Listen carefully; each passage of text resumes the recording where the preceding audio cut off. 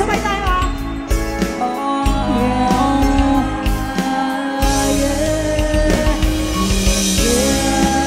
Di ko alam kung bakit, puro na lang masakit. Di ko alam kung bakit. Di ko alam kung bakit, puro tanong may bakit. Di ko alam kung bakit.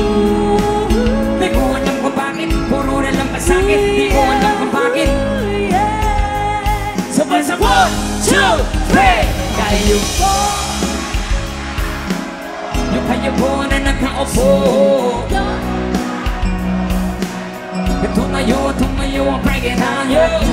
Baka na at baka matanaw ninyo tunay na talaga. Ganito kasi mic check, nakaupo, nandun ba kayo sa loob na malaking bahay at malawak na bakuran? Taas na pader, pinapaligiran ng kapilong mga mamahaling sasakyan. Mga pantay na laging bulong ng bulong. Wala namang kasal pero marami ang nakamaro. Lumakas man ang ulan, walang butas ang upang mga vlog at kutsara na hindi kilala. Totoong katangkaling na simputi, naghanas na nasa kahon. Kaya na hindi pasko sa lamesa, may hamon. Ang sarap siguro maniraan sa bahay na ganyan. Sabi pa nila, kung muli matatagpuan ang taon na namamayari ng isang kuhan. May pagkakataon ay pinag-aagawan, kaya naman di niya pinagkakawalan. Kung makikita mo lamang sa ayatin sa sigawan. Yung kayo po na nakaupo, Yun naman tumayo. Where's the boy? Tumayo, bring it on, yeah. Baka na at baka matanaw ninyo tunay na kalagayan ko.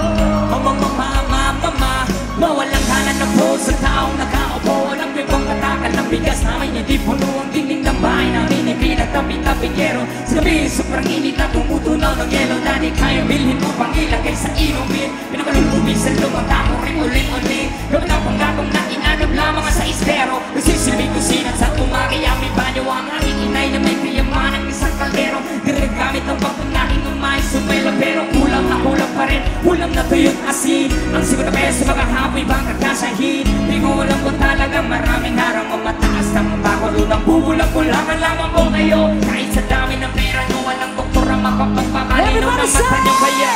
Huwag kang masyadong Let's go!